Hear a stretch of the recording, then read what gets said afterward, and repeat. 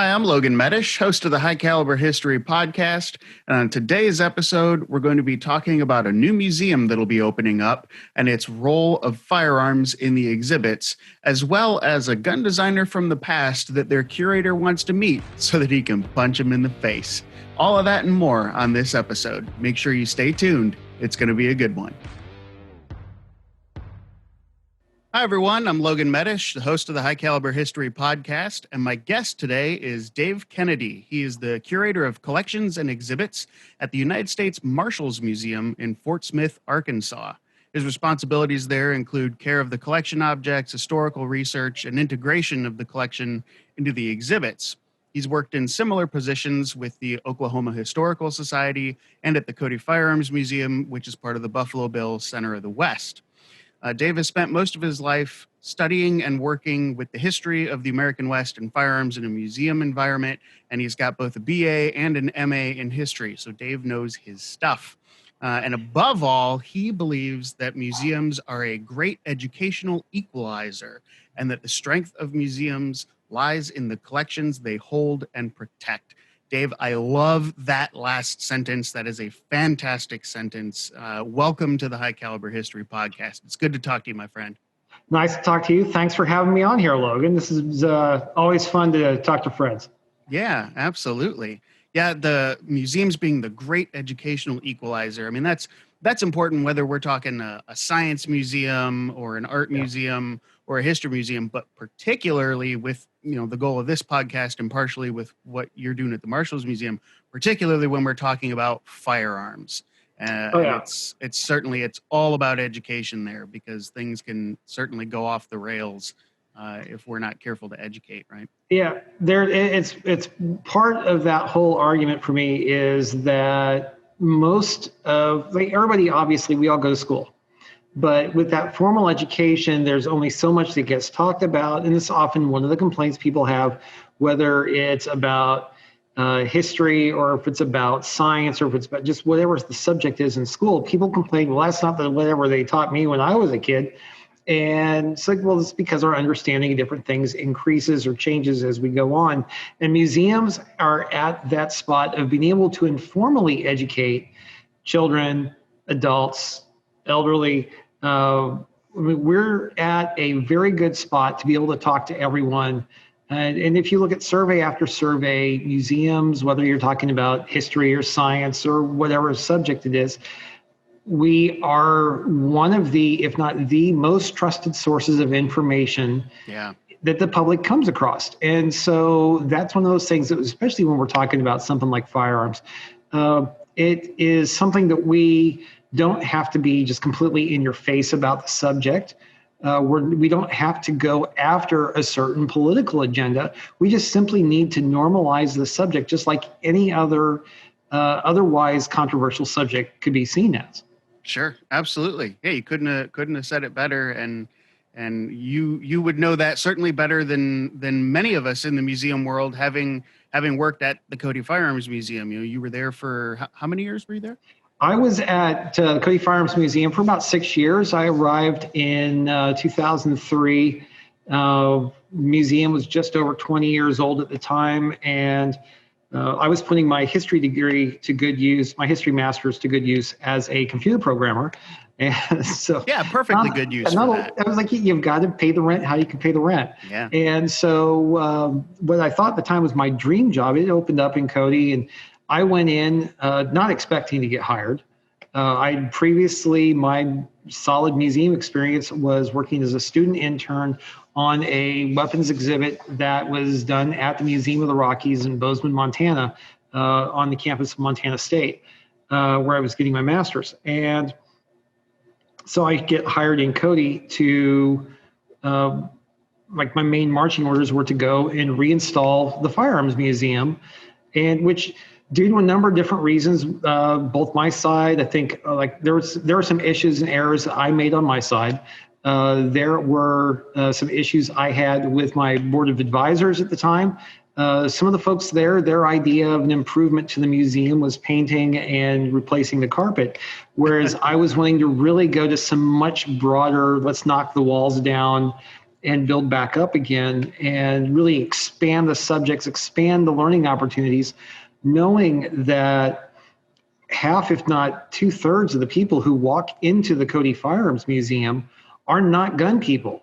Right. Typically you'll see usually the husband, don't want to stereotype here, but it's usually the husband with the family members dragged along behind them, and they may or may not be interested in the story. Sure. But where the one person who's a firearms enthusiast would get really excited about the story, everybody else would kind of get overwhelmed by the sheer number of firearms that are in that collection, in that exhibit, especially with how stark the original design of the museum was. Great design, very visually stunning, Yes. but it was overwhelming to the people who were the novice. It was overwhelming to the people who were not as insanely enthusiastic about firearms as some of the scholars who were involved. And so I was pushing forward some changes, and when it became pretty apparent that wasn't going to happen at that time. And I think it's one of those things that I cannot say enough good things about our good friend who is just recently stepped down as the curator, Ashley Hlebinski, and the work that she did, simply because I was able to see so much of what my plans and goals were. She was finally able to get that done, and I think it was just the right situation, board, staff, money, everything. And so I was really excited to see that happen over the last few years. Yeah, absolutely. Yeah, she and well, now the curator, since Ashley's changed, but Danny Michael, yeah, they both did a fantastic job getting that museum changed around. And like you said, it's an amazing collection. But I saw it both before and after the remodel that they got done. And I think you were with us the year at the firearms symposium when we determined that, just a bunch of glass cases. The gunquarium. Yeah. Gunquarium. Yeah. It's an aquarium filled with guns. And that's exactly what it was, which for a gun guy is awesome. And that's great for your collection at home. That is not great for a museum collection. Yeah. And it's especially when you start to look at people who are they're like those of us who are just really enthusiastic about the subject and really wanting to know everything about everything. Mm-hmm. The vast majority of people out there, even a lot of gun owners, they don't have the time or the interest for that level of knowledge. And I think it says something to this point that when I first arrived there at different points, I loved getting a chance to tour people through the galleries. And on different opportunities, I had my mom, who had never had a place in her life for firearms. She just basically knew which end was the end that you pointed at other people, and she knew which end not to point at other people. Right. And so depending on what your use was. And then you had my father-in-law, who was Montana born and bred, grew up with Winchester Model 70 in his shoulder, has probably, during his lifetime, probably killed more deer and elk out of season than any three people I know shot in season. He's passed away, so there's nothing that can be done there. Let's just say that the game warden knew him by name. But both of them, as I toured them through that collection on different occasions, we got done seeing the 2,000 firearms on exhibit upstairs, not counting the ones that were up on exhibit downstairs. And they both had the same comment to me. I never knew there were so many guns in the world. And to me, that's not the takeaway you want to have. It's like even getting toured through by the guy who's in charge of the place, who's explaining the history and explaining the importance and all of just everything. They're completely overwhelmed by the sheer volume of hardware. Yeah. And there's better ways to go about doing it and better ways to show the importance of the firearms. I think what is in Cody now is awesome. I think that the Fraser Museum in Louisville, Kentucky, when it was first opened, that was one of those things. I was privileged enough, just due to where I was at that time. I was at the grand opening of that in Louisville, and that was an amazing presentation that showed history, and it showed the firearms role in that history. And it wasn't trying to beat anything politically.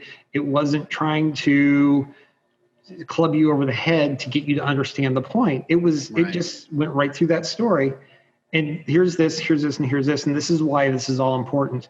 And it kind of goes back to one of those things I've started to really appreciate from my current boss is old stuff's not important. Important stuff's important. Important stuff is important because it has a story to it.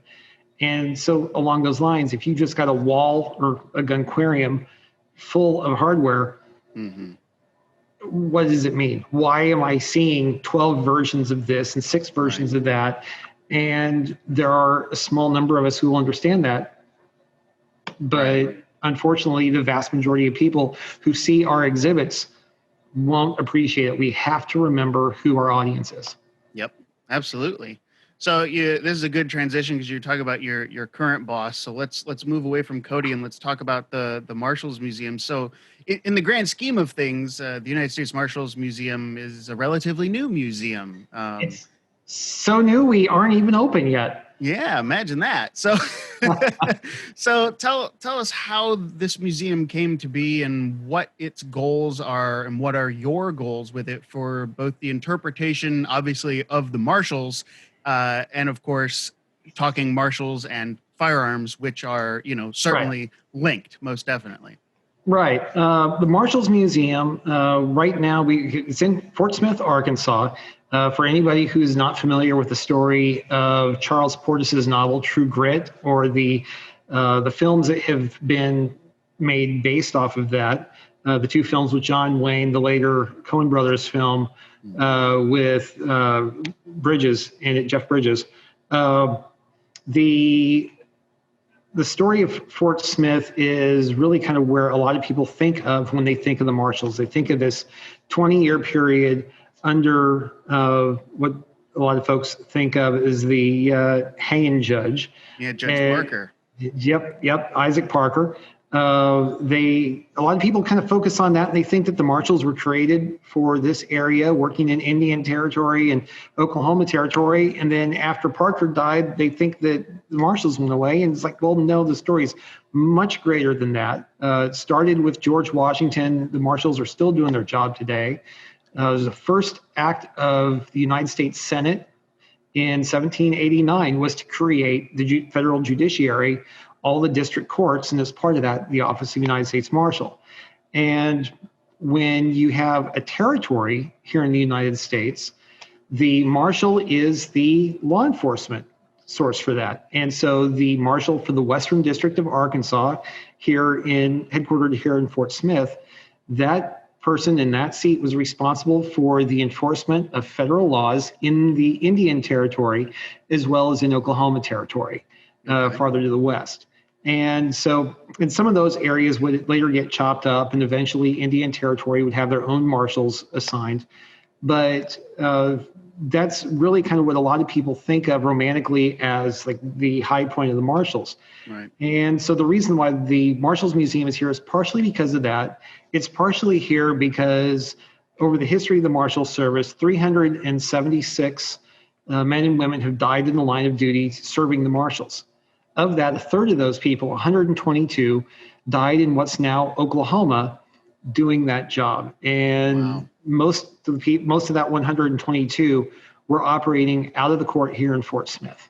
And so this is sacred ground to the Marshal Service. I took a picture, the picture that you and I were talking about earlier.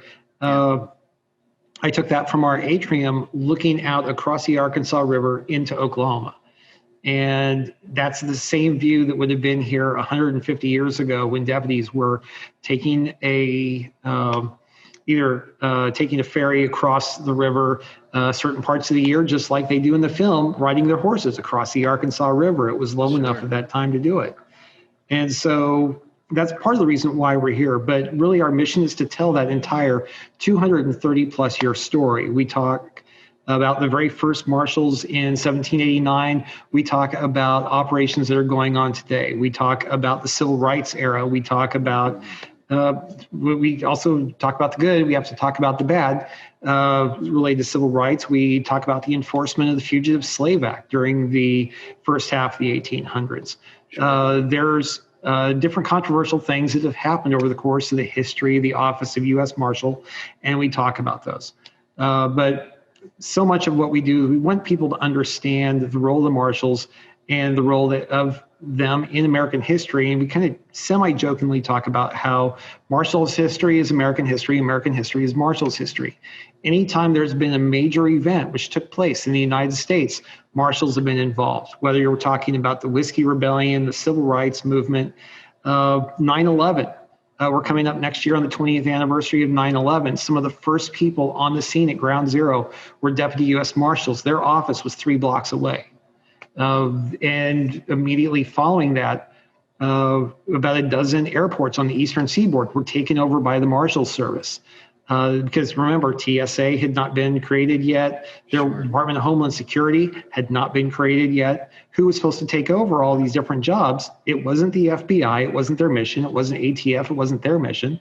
The Marshals have been described as the other duties agency for many years, simply because if something comes up that needs to be done at the federal level, the Marshals are usually who gets those orders. Wow. And so there's a lot of different things that have gone on over America's history, whether it's chasing draft dodgers during World War I, World War II, or Vietnam, whether it is going after enemy aliens during any of those time frames. If you are, just enforcing the Alien and Sedition Acts during the 1800s. It's crazy the amount of jobs these men and women have had. Yeah. And so we get to tell that story, and it's not an easy one to tell. We do like to focus on the use of the word story. Simply kind of back to that comment of old stuff's not important, important stuff is important. Sure. We are identifying the stories that help people understand the Marshals, and we have objects to help support those. And so, yes, we're a gun, and we've got guns and badges in our collection, but guns and badges don't tell the entire story. We've got a lot of paper. One of my favorite things in the collection is an original copy of the restraining order that was in the breast pocket of one of the deputies escorting 3 little girls up onto the steps of McDonough 19 in New Orleans in 1962. No kidding. Yeah, it's just you look at stuff like that. We've got materials that were carried on Ruby Ridge. We've got materials that were involved with the deaths of a number of different deputies. And that's really kind of one of the only limits that we have on what we are willing to put out on exhibit. Mm-hmm. We have a number of weapons that were used in the killing of different deputies. For example, if you look up Gordon Call was the really considered by many people to be one of the early leaders of what's now kind of thought of as the sovereign citizen or anti-tax movement. I know sovereign citizens and anti-tax people, it's a big Venn diagram with some crossover.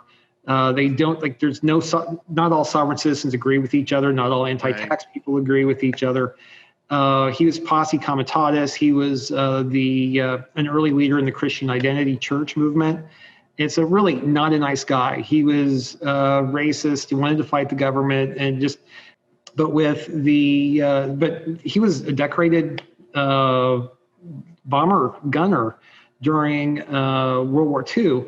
Comes back home, gets into trouble with the government, starts listening to some different people about taxes, and starts falling in with folks who believe that he shouldn't have to pay taxes.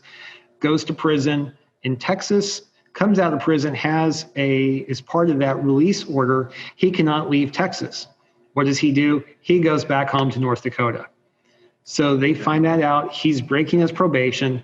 The marshal in North Dakota finds out that, this guy is up here. He's broken his probation. And this is the marshal in North Dakota at the time, had been a former deputy, had been at Old Miss the night of the riots when they were integrating that university.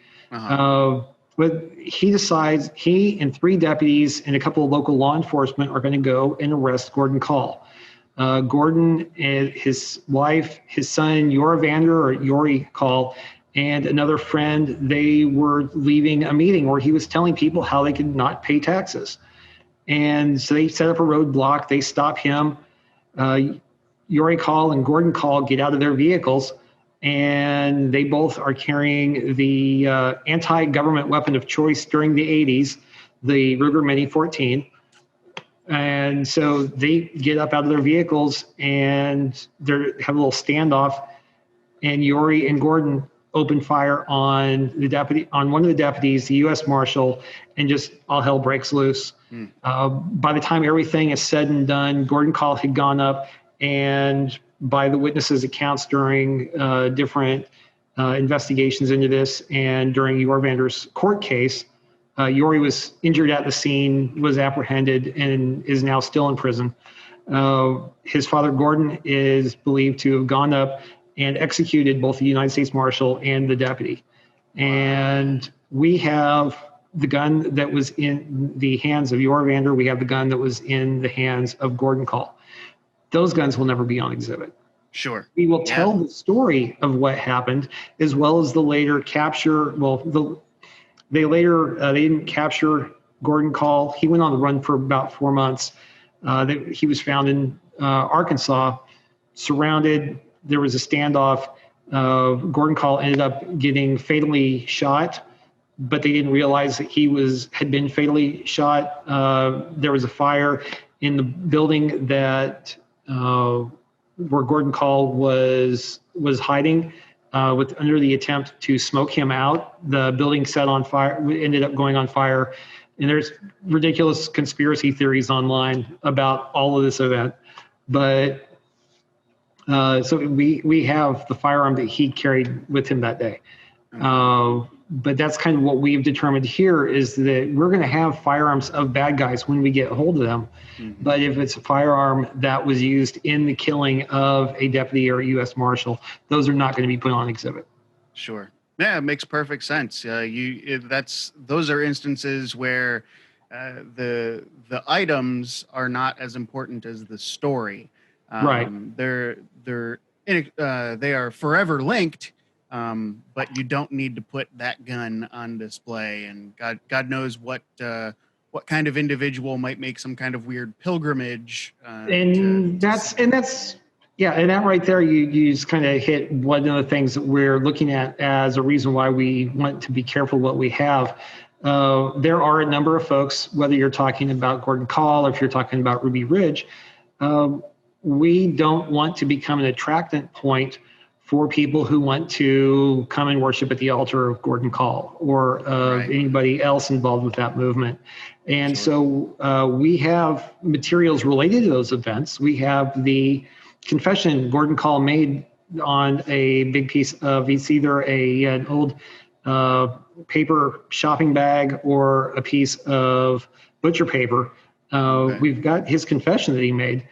We have a couple of other things related to that situation or the situation in Idaho, at Ruby Ridge, or some other events through time. But we're going to make it about the event. We're going to make it about the story of what happened there and look at the reasons why. And in most of those cases, we'll be able to explain this is why the Marshals were there. And this is why this is like everything went sideways. We will not hide the fact that when, for example, Ruby Ridge, things completely went sideways from what was supposed to happen there. And it just like the whole thing just steamrolled downhill. And we'll explain why the Marshals were there. And that's in all of the different cases we have. There's a reason that the Marshals show up someplace. They don't just decide, we're going to go do this. Mm-hmm. And so that's part of the story we're telling. Gotcha. So let's talk about a Marshal whose firearm that you guys have that you can correct me if I'm wrong, but I'm pretty darn sure is going to go on display because he was an amazing individual, is Bass Reeves. Bass Reeves. We have the largest collection of Bass Reeves materials that we know of anywhere in public. We have on hand here in the building his Spencer carbine. We have his model 1892. We've got two Colt single-action Armies and the Colt 1902 he's believed to have carried while he was working as a Muskogee police officer. Oh, wow. Yeah, and it's pretty cute. I've always really have an attraction for the 1902. I love those little things. But we also have two other guns right now that do belong, that were Bass Reeves. Those are currently on loan, and anybody in the public can go see those. If they go through Springfield, Missouri, they're on loan at the National Rifle Association's Sporting Arms Museum that's there at the Bass Pro Shops. That's another Colt single action and his Winchester 73 that he had. Yep. Yeah, that's how I was exposed to Bass's guns, because when I worked at the NRA museums, I found myself out at the museum in Springfield on a handful of occasions. And there's an exhibit case there that's dedicated to law enforcement. And so it's got a variety of different pieces and police guns and things of that nature.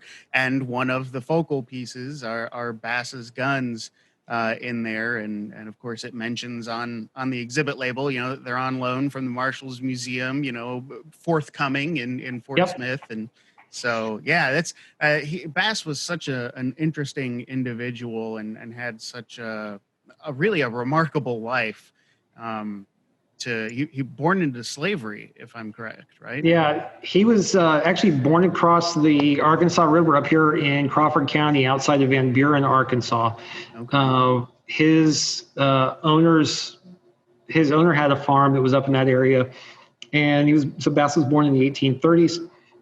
His owner, during the late 1830s, early 1840s, moved down to Texas, the other side of the Red River from Oklahoma, and set up a plantation there. During the Civil War period, the story goes, and again, a lot of this stuff is stories simply because it's become folklore. It's become just passing it down, and this is what we believe happened. We've not been able to find documentation on a lot of this. Mm-hmm. But according to the stories, Bass was, his owner's son became an officer in a volunteer cavalry regiment that was formed in Texas in that particular county. And so Bass went along as the hand servant or the body man, or however you want to call it, he was a slave. He had no choice in that matter. Went along as the servant to his owner's son. And at some point, the way the story goes, it might have been any point along the line. We believe it occurred either in what's now Oklahoma or what's now Arkansas. There were another number of opportunities where this could have happened. Bass and his owner's son get into a card game. Bass starts to win, and the owner's son said, "You know what, Bass, you win this hand. I'll give you your freedom." And Bass ends up winning the hand. The owner's son says, "Oh, you didn't believe that, did you? I'm not going to give you your freedom."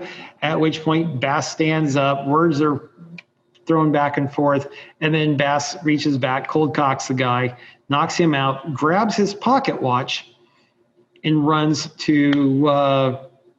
off to Indian territory, where he knows that he's going to be able to be safe. Right. And as part of that, what he ends up doing is we've got the watch. A number of these materials ended up falling down through some family, but we've got the watch. Bass runs off to Indian territory, spends time there. The Civil War is over. Bass goes down, gets the woman who's going to be his wife. They have some kids, and a couple kids in Texas. They move up to the Fort Smith area, and actually move back up to Crawford County by Van Buren. Bass starts up a small farm, and as close as we can tell, he spends a little bit of time working as a posse for one of the deputies here in town. We don't know who it was, but he goes from being a posse member to being a deputy, and as far as we can tell, becomes either the second or third black man to be a deputy here in this court. Wow. And so there's at least one, possibly two other black men who were deputies here, but they were not the last. There were, as far as we can tell, at least 12 or 13 other men who were black, who served as deputies here out of this court. He ends up going on to become a deputy for most of 30 years. I say most of because it was kind of off and on. It was about 10 years here in Fort Smith. That an end was put to that tenure when he, as far as we can tell, by accident, killed his camp cook in a negligent discharge of the rifle that he was carrying at the time. His camp cook is killed. Everybody realizes it was a mistake. About a year later, someone brings up a charge against him for murder in that case. And so he has to sell his farm, has to move into a rental in the north end of Fort Smith, has to defend himself in court for that murder. But during that entire time, from when the charges are filed, he's unable to work as a deputy. Okay. So that court case comes down. He's found innocent of those charges. He then realizes he can't work here in town anymore, or for one reason or another. He goes down and starts working out of the court in Paris, Texas, and really kind of the court in Paris, Texas, Eastern District of Texas. They had a lot of jurisdiction over the southern end of Indian Territory, so that's Choctaw Nation. He works a lot in the Choctaw Nation, which is where he was rumored to have been hiding out during the Civil War. And so he's working in the Choctaw Nation area, does that for a number of years. And then in the later 1890s, the city of Muskogee receives the office for the Northern District of Indian Territory. By this time, the court had realized that the court's use in Fort Smith was kind of done. A lot of the different tribal members across the Indian Territory were not happy with how that court was being operated and how it was affecting people in the Indian Territory. So Indian Territory was broken up into 3 districts, each of them given their own federal court, a U.S. Marshal, and then deputies underneath that U.S. Marshal. And Bass became one of the deputies in Muskogee. And he worked in that court until Oklahoma statehood, 1907. He works as a police officer for the city of Muskogee for a couple of years until 1909, and then he starts to get ill. And from what we understand, it was kidney disease, what a lot of people refer to at the time, Bright's disease. Kidney ailment ends up finally ending his life in 1910. Wow, that's an amazing story. I mean, he had an amazing life. You figure, born as a piece of property. Yeah. I mean, let's make no bones about that. Born as someone's property, and goes on to work for one of the preeminent law enforcement agencies in the United States. I mean, that is a hell of a life trajectory. Yeah. I mean, you can sit there and you look at all of the stuff that he did, and how here we are 110 years after his death talking about him. Granted, due to our country being what our country is, for most of the 20th century, no one knew his name outside of a small circle of people in the Muskogee, Oklahoma area, maybe people who were really, really into history of the Marshals in this region. Mm-hmm. But if you go to someplace like newspapers.com, between his death and about 1960, you're not going to see the name Bass Reeves show up in the newspaper hardly at all, unless it's some retrospective about old timers remember Bass Reeves. And it's just that kind of a thing will show up in the newspaper. Right. But really, it's like we're fortunate that work by folks like Art Burton, a historian who literally wrote the book on Bass Reeves. I'll sing praises of Art Burton all day, just because he brought that story and many other stories to light. Whether it's in Black Gun, Silver Star, which is the biography of Bass Reeves, or Black, Red, and Deadly, an earlier book that he wrote about people of color in the American West, especially in law enforcement. But the problem, I have a couple of issues though with Art's work, and one of those is the creation of the Lone Ranger myth that permeates Facebook and social media and such places like the History Channel and other things.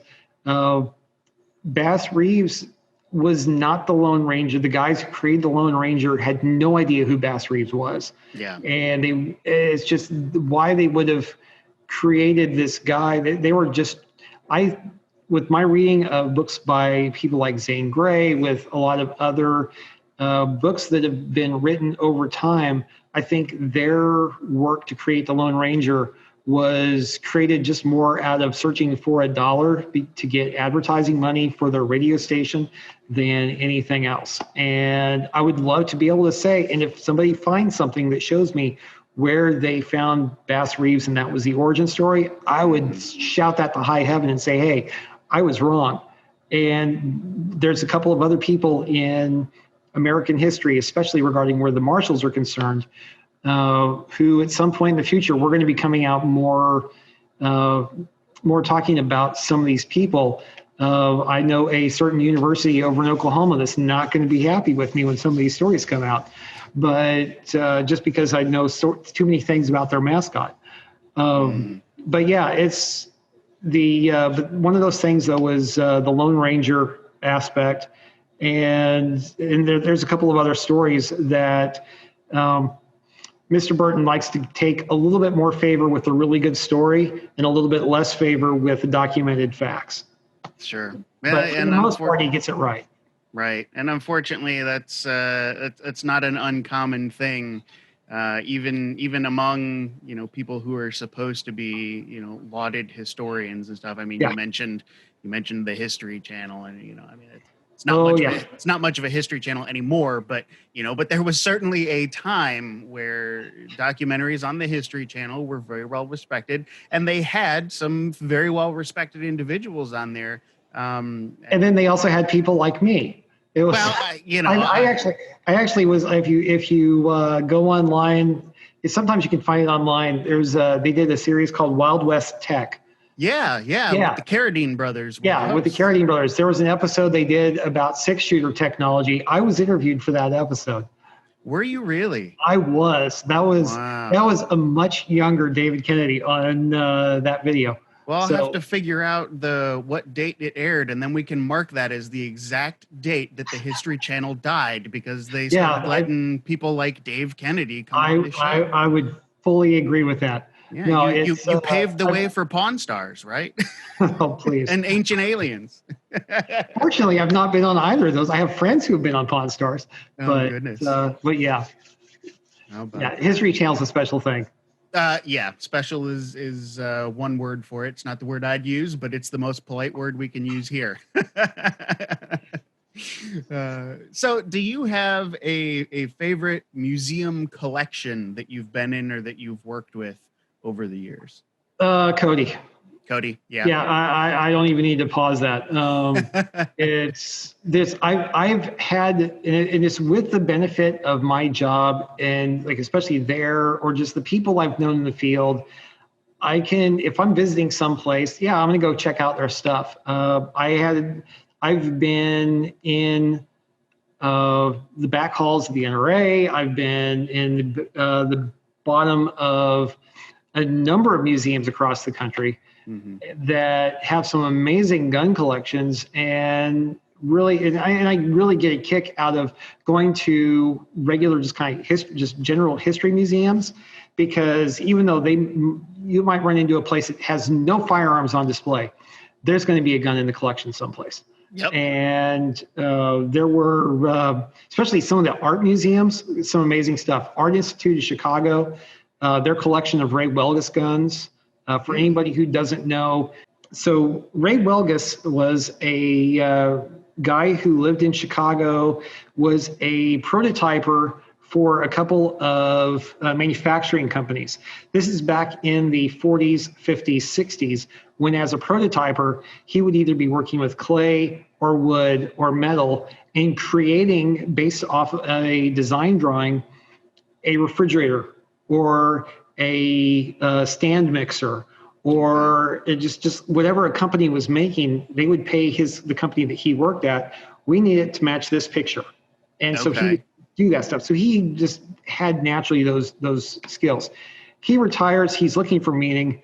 He'd never been a gun guy, had never done engraving. He sees a book, he figures, I'm going to try this. So he starts buying up cheap guns, and he starts engraving them and turning them into these masterworks, especially because I'm talking about like my favorite collection. I'm completely going off on a tangent.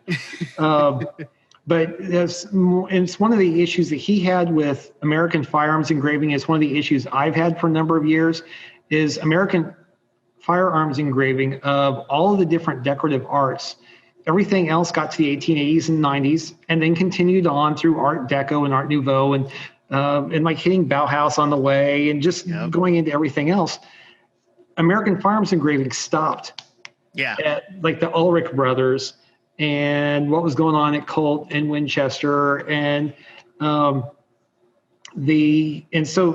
today, if you are a firearms engraver, if you can't do Ulrich, you don't need to be in the field because you're not going to be able to pay your rent.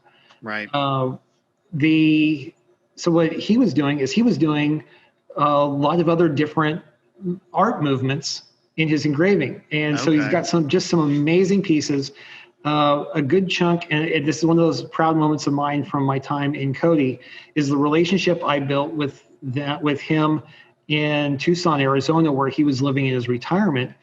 We were able to get the guns that he had when he was in Tucson. And those are all on exhibit. They arrived in Cody after I left. They were all on exhibit there in the, not all of them, but most of them are on exhibit in the Embellished Arms Gallery that's there in Cody. Yeah. He had a huge chunk of them, though, also that went to the Art Institute of Chicago. Okay. And so some of them, there's usually 2 or 3 of them on exhibit. Most of them are in storage. But just some amazing pieces that so like these are squirreled away at the Art Institute. And you'll see similar things all over the country. But just every time I go around, like I mentioned at the beginning of this, my quick answer for my favorite collection being Cody. Anytime I've ever been to any museum or anybody's personal private collection, and I've run into people who are just amazingly proud of this piece that they have, this whatever, and I'm like, oh, that's cute. And you just see them just deflate. Yeah. Because like, we had 4 of those in Cody. Oh yeah, I saw this and this. This is the one that he did when he was practicing to make that one. Right. And, you get jaded almost, you know? Yeah. And so I was spoiled, so badly spoiled for seeing anything else. But one of the things that it also did for me is I don't have to be excited by everything that I see. And I have learned so many more times what to look for in, like, what's wrong. And as soon as somebody starts telling me a really cool story, I know as soon as they start telling me a really cool story, well, they said this, and this, and you know, this, and you know it right here that this is all true. And I'm like, no, you don't. and that's, and I feel so bad. And you feel horrible. I remember my first time to Vegas for the Antique Arms Show. I went out to go to the SHOT Show, and this was at that time, every so often, the Antique Arms Show in Vegas is the same week as the SHOT Show. Yep. So one day I took off from the SHOT Show, went over to the Antique Arms Show, which was at that year, it was at the Mandalay Bay. It's like this huge death march all the way out through the convention center into the Mandalay. And I take a look, and because I worked at Cody, we had the Winchester, Marlin, and L.C. Smith records there. Right. They've expanded it into a couple of other companies. Savage and A.H. Fox. Yeah. And that was, again, I was so happy to be able to say I started working with Savage years ago. It's like, hey, you guys, whenever you don't want to deal with your records. Right. So we got a home for them. Yeah. So they ended up, every time that you go to a gun show as that guy, people's like, hey, can you call this in? And, oh, yeah, sure.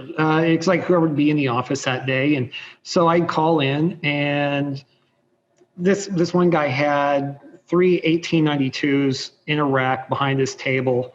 And he said, yeah, this is this, and this is that, and this is that. And I'm sitting there as I'm dialing, looking down at the guns going, okay, that's wrong, and that's wrong. And so I called up, and I can't remember who it was, Connie or John Hawkins, who used to work there. they are answering the phone and they start walking through what's on the guns. And I'm just kind of like, yeah, that's wrong, and that's wrong, and that's wrong. And I tell the guy that, and he's just like heartbroken. And I didn't even want to ask how much money he had just thrown into those 3 guns. Yeah. And this is a guy who had been doing this. And this is one of the things that really kind of started to scare me as the new guy in Cody, was how many people were doing this business who didn't know what they were doing. Yeah. And Sure. you'll still see that today, the people who want to buy a story, or they look at a gun and like they've got visions of dollar signs dancing in their heads. Right. And they don't recognize, okay, no, that finish does not match that finish, or this wood is too proud, or this doesn't do that.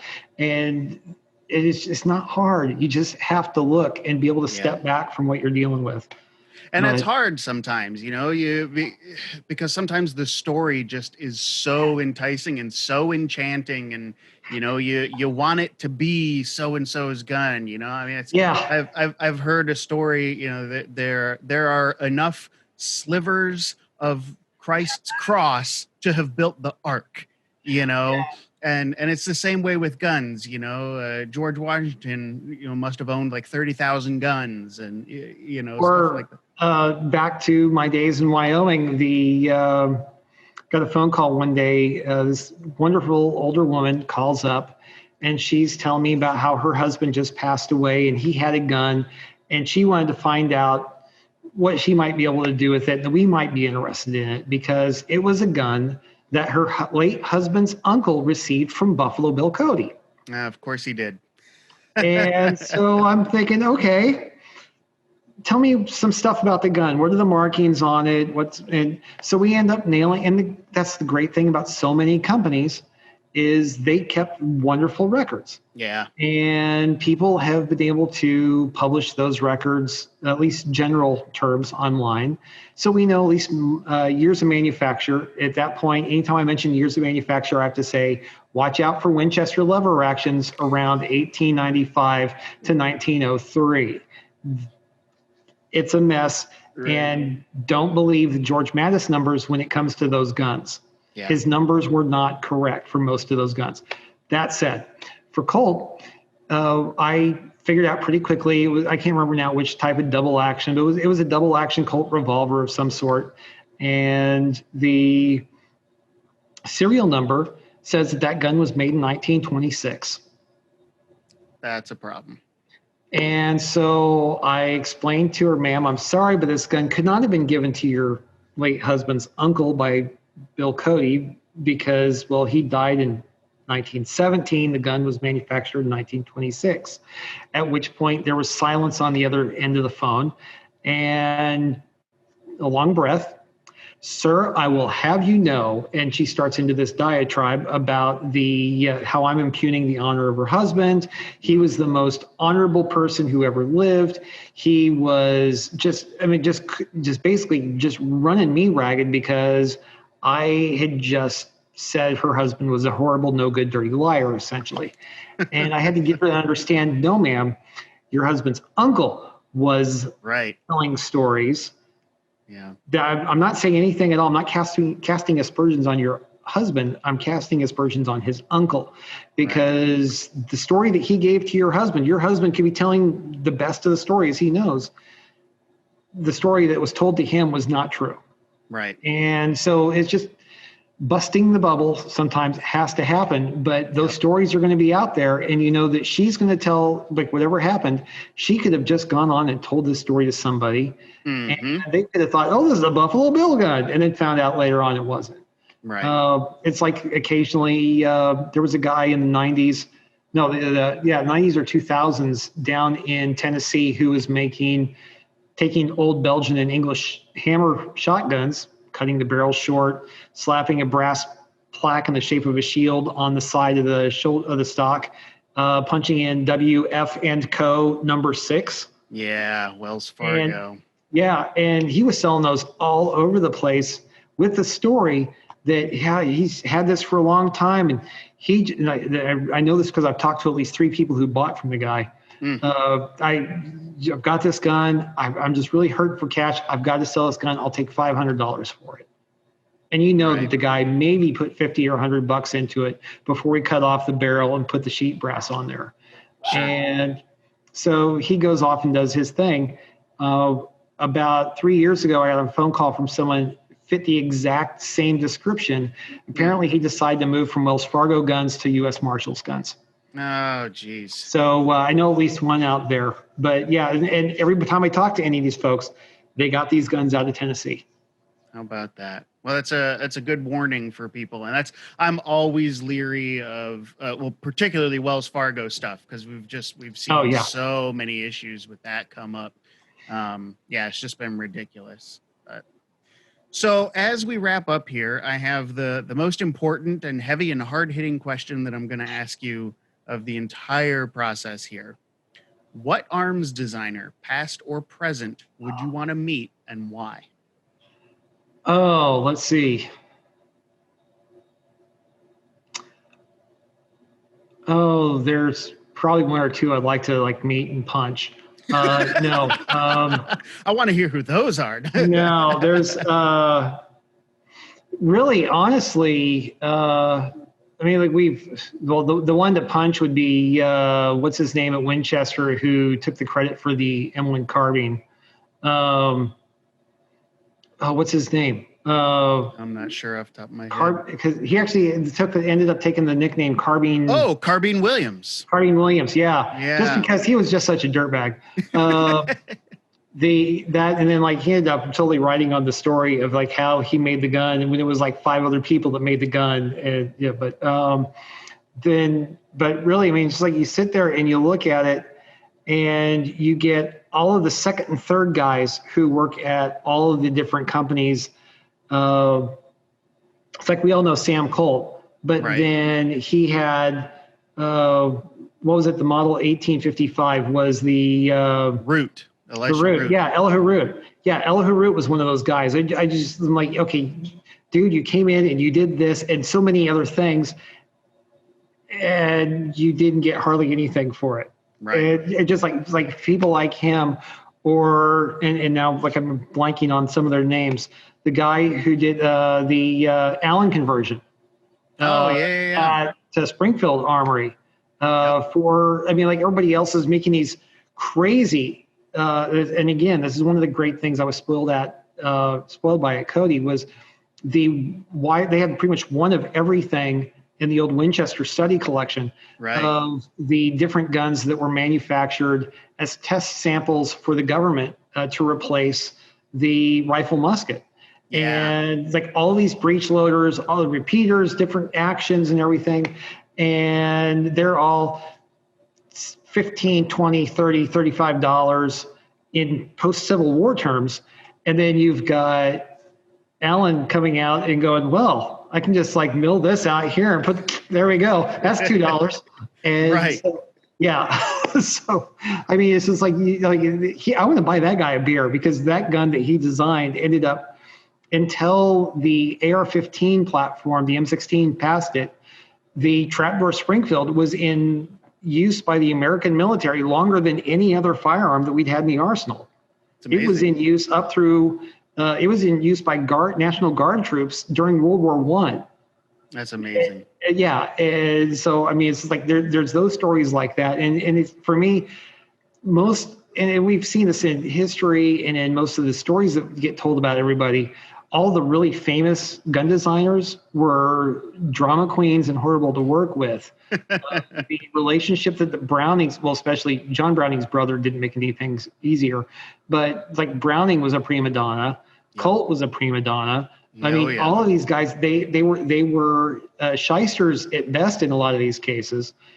And then you look at the companies themselves, and nobody really pays attention that all of these companies, there were so many good ideas of firearms that were created that Winchester and Colt and Marlin and Savage and Remington went out, and they would either buy up all of the patents and then not put them into production, or they would sue the companies into poverty. Right. Just so they couldn't make the whatever. And then, okay, out of receivership, we're going to go ahead and buy those patents. And I mean, it's just that's nothing new. today to what a lot of companies do. Yeah, it's rampant in all sorts of industries. Yeah. Yep. I mean, like to me, it's always the second and third tier guys who made the small changes that made stuff work. The stuff that the names, like everybody knows Colton and Winchester and Remington, and we know Sharps and we know Spencer and we know a lot of those names like that. But it's those guys who were that next step down in the chain who are making these changes and making the designs, like the big designs, making them more effective. Gotcha. Yeah, that's great. That's a great answer. That's, I love that you've got people you want to punch on the list, and unsung people that you want to buy a beer. That's perfect. Yeah. But let me see. The one named guy I would think of would be Evans, because I mean, and so many people don't realize that the Evans repeating rifle ever existed. I'm like, that was your first AR. Yeah. Yeah, the Evans is a really cool design. More than 20 rounds of legitimate rifle ammunition. Yeah. That you can fire. That was, yeah. It was a game changer. Game changer. And then Winchester buys out the patent, and then nobody ever sees it again. Yep. Imagine that. Awesome. Well, Dave, I really appreciate you spending some time chatting with us. Again, this is Dave Kennedy at the United States Marshals Museum. You can find more information on the Marshals Museum at usmmuseum.org, and there'll also be a link to it in the show notes as well. Dave, thank you so much. I really appreciate your time.